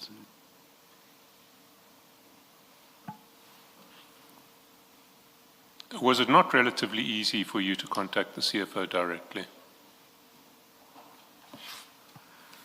See, under normal circumstances, that could have been that way, but in most instances, even myself, if I don't have your contact number, it wouldn't be easy for me to pick up that call when you call me. Why don't you just email him? You've already pushed the meeting into the following week. You get called by Kane on Friday. You've arranged for the meeting to be postponed to Monday. Why don't you just email him?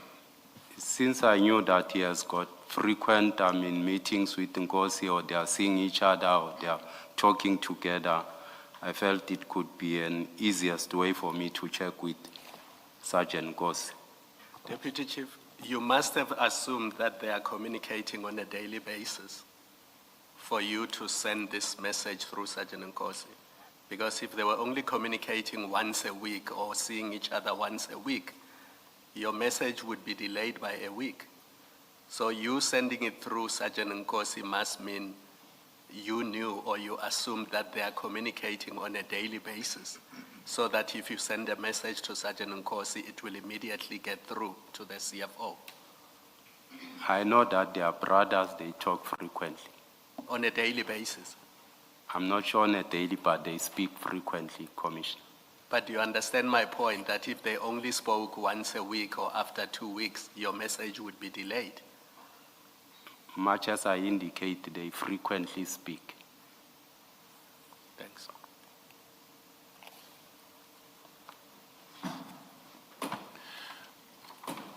Now,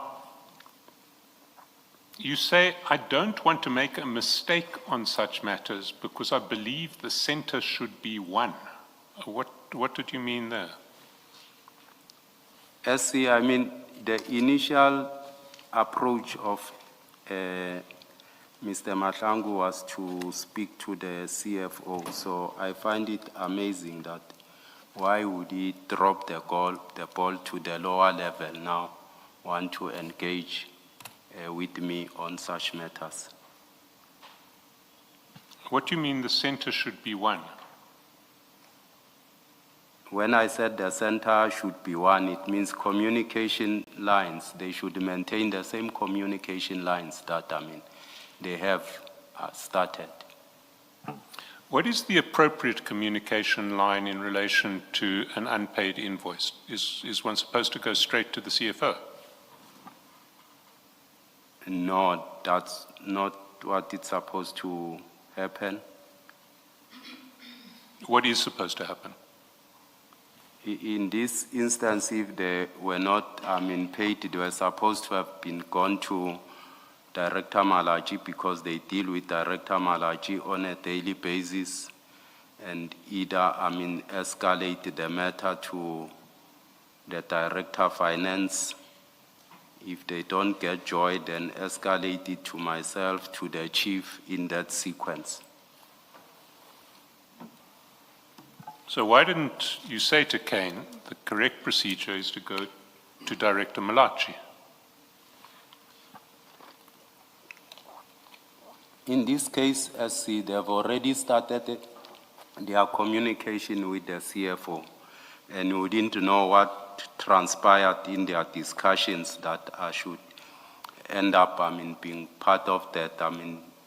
They wouldn't sometimes relate the entire things as they've spoken with the CFO.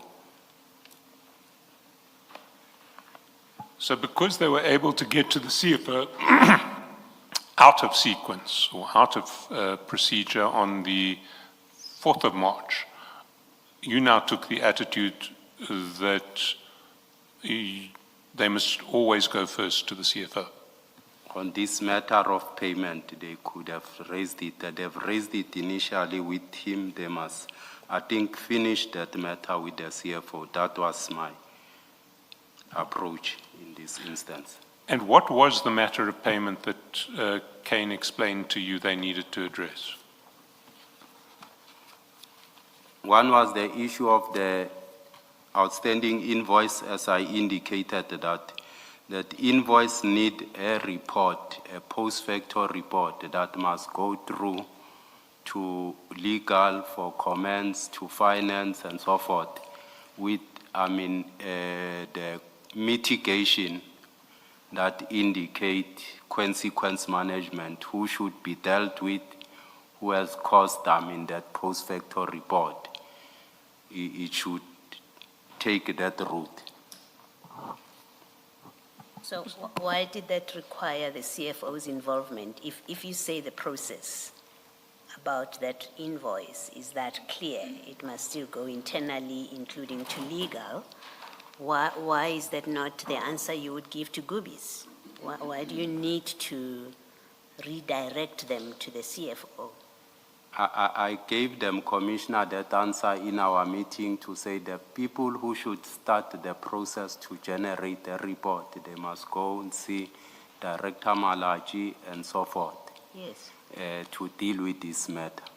And furthermore, because they felt it should be dealt otherwise, then I said, let them then go and see the CFO as they have started. If people got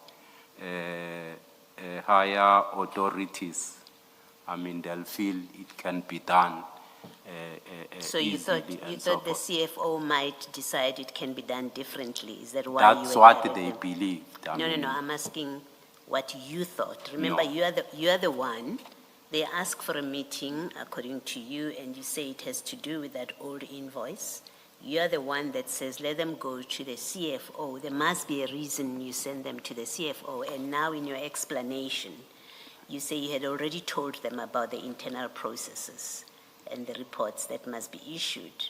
You had already explained that, but you still sent them to the CFO. And I'm asking, do you send them to the CFO because you thought the CFO may have a different way, a different solution for them?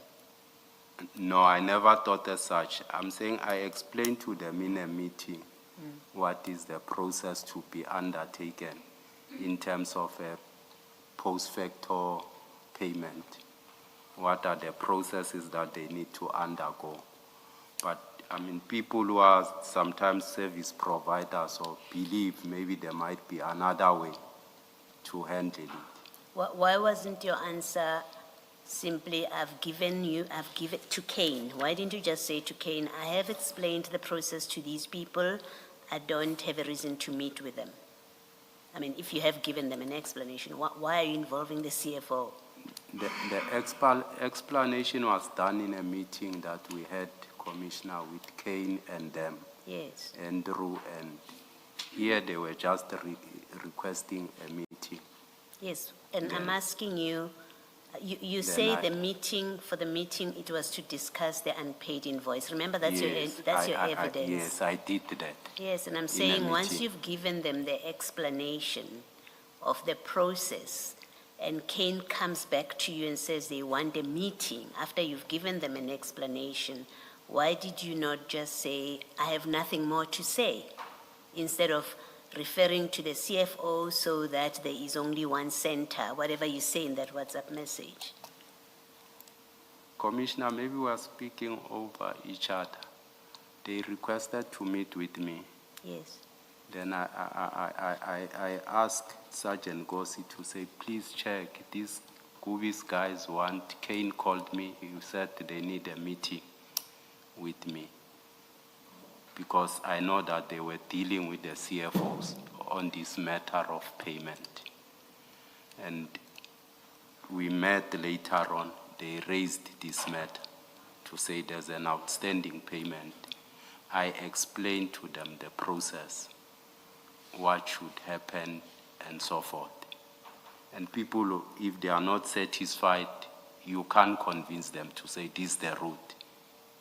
If they believe either someone is at a higher authority, they think he might come with a different direction to them. Did they ask to meet with the CFO? Did Kane say to you, these people want to meet with the CFO? He said they want to meet with me. So why do you refer them to why do you involve the CFO? Because on your account, you have explained to them, and I understand you completely, so you're not speaking over me in any way, and I'm not speaking over you, whatever you mean by that. I've understood you properly.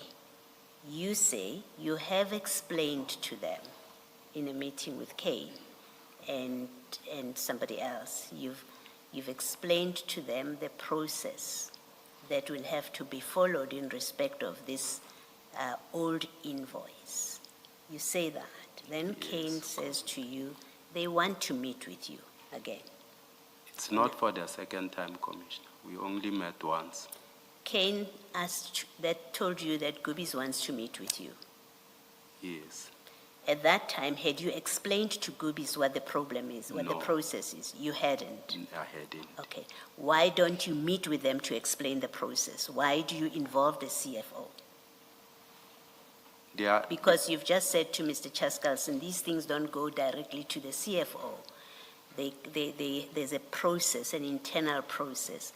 Why do you not say to Kane, all right, I'll meet with them to explain the process? Why do you say, I need permission from the CFO whether to meet with them, is really the question. Commissioner Kane never explained in detail. I only got to understand when we were in a meeting what is their request. If Kane did not give you the detail, why do you involve the CFO? Exactly the question, that if Kane doesn't give you the detail of what Goobies wants to discuss with you, and therefore you don't know what Goobies wants to discuss with you, why do you involve the CFO? And I want to suggest to you that the reason you would involve the CFO is because you knew from Kane what they want to discuss with you, and you thought it's relevant to the CFO. That's the only explanation why, if Kane doesn't tell you the detail, as you say, of what Goobies wants to discuss, you then say, I need permission from the CFO. It's because you knew what they wanted to discuss. That's not correct, Commissioner. Thank you.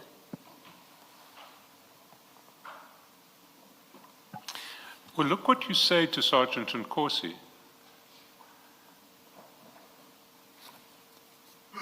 push the meeting to Monday with a view of getting direction from Kumpuetu first today. Please check with him on this and his advice, if I should go or drop them. How would he be able to advise you if neither you nor he knew what they wanted to talk about? He met with them, he spoke to Calvin. He was the entry point to speak to Calvin on this matter of outstanding payments and so forth. So I felt it would be proper for them to exhaust everything with the CFO.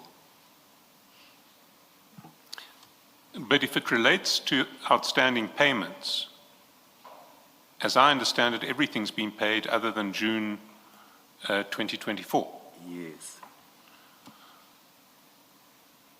And in relation to June 2024, if you go back to 428, you had said on the 5th of March, when you forwarded that invoice in chat number 4, this one is for the previous financial year. We will engage later Nomfuetu on how to address it in order to avoid post facto. Correct. So you had said to Sergeant Nkosi, we'll engage to work out how to address it so that we don't hit a post facto problem of paying an invoice from the previous financial year. Had you not engaged with the CFO? No, at that time. You hadn't? You have been, I have. So you let that one slide for 2 weeks? Yes. Mr. Skousen, before you leave this point, I think it's only fair to you, Deputy Chief. When I asked the CFO about this invoice and why it was shared with Sergeant Nkosi, he said he did not breach confidentiality because he did not share it with Sergeant Nkosi. We must ask you, because it was you who shared this invoice with Sergeant Nkosi. So can you just tell us why you considered it appropriate to share Gubis's invoice with Sergeant Nkosi? Commissioner, I did not consider it appropriate, as I indicated that CFO made Sergeant Nkosi his extension. He was communicating with me through Sergeant Nkosi, and I was providing feedback to the CFO through Sergeant Nkosi. So why did you have to share the invoice? You could have just provided the feedback without sharing the invoice. I did not share it with Sergeant Nkosi, I was sharing it with the CFO. But you did send it to Sergeant Nkosi as per chat 4. Correct, Commissioner. And I believe if there's a buyer and a seller, I'm selling a car, I contract someone to negotiate for me the price with the buyer. I've contracted the services of that person, and that's exactly what transpired in this. And you say that instance. person is Sergeant Nkosi? He made Sergeant Nkosi his extension. But why did you not say no? Why did you not say invoice matters are matters between the city of Tshwane and service providers? So I will not go through Sergeant Nkosi because I consider it inappropriate. The CFO came here, Commissioner, and said for him it was convenient, it worked for him. I understand that for him. I'm talking about you. Why did you not say, I'm not doing business that way because these are city of Tshwane matters? I cannot share with an outsider city of Tshwane issues. As I'm saying, Commissioner, I still stand by saying I was sharing it with the CFO, and he contracted Sergeant Nkosi on this matter. Okay, I will leave it there. Thank you.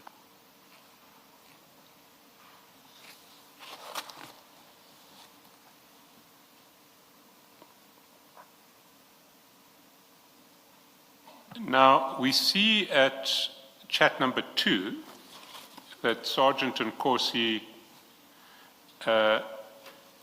forwards a screenshot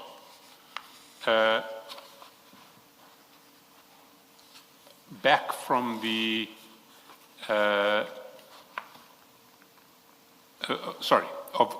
of your call that he has sent to the CFO, and asks you, copy General, and you say, thank you, my brother, we will wait to hear from him. We'll wait to hear from the CFO. Then there is a series of chats going up to 8:19.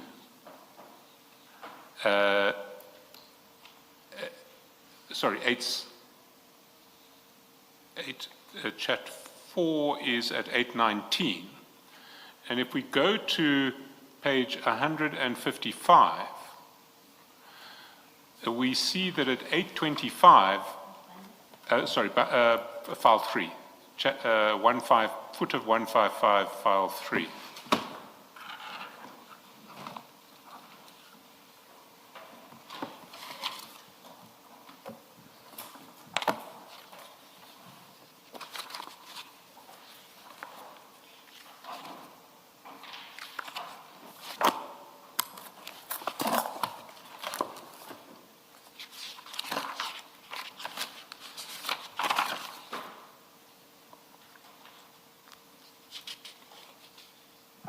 Do you have it?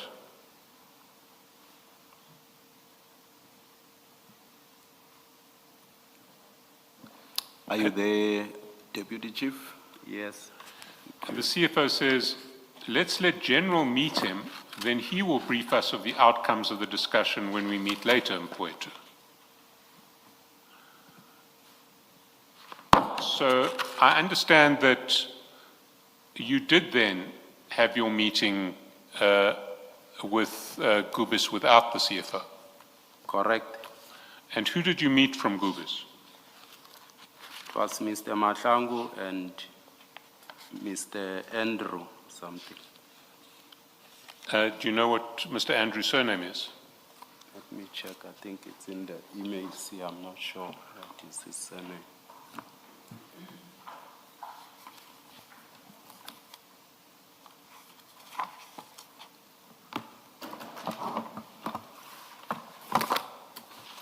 Is it Kwadi or something like that?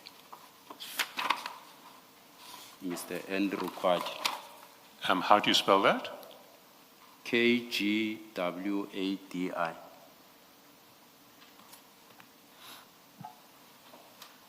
And what was discussed at that meeting?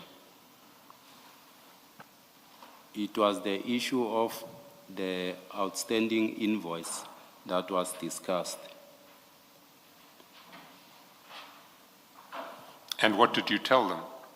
I explained to them, since this invoice relates to the 23-24 financial year, it was never accrued accordingly at the end of financial year.